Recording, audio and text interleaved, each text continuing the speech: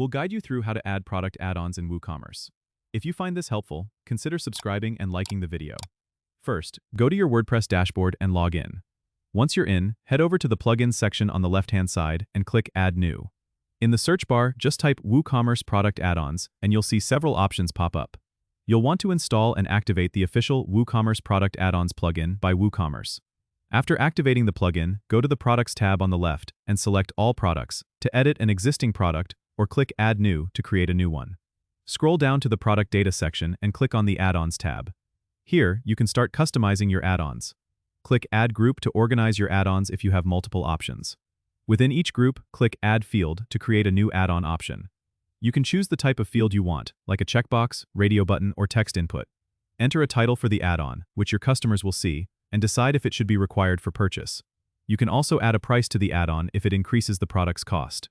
Once you've set everything up, don't forget to hit the Update or Publish button to save your changes. It's a great way to offer customizations and upsell opportunities directly on the product page. Don't forget to subscribe and comment if this helped you out.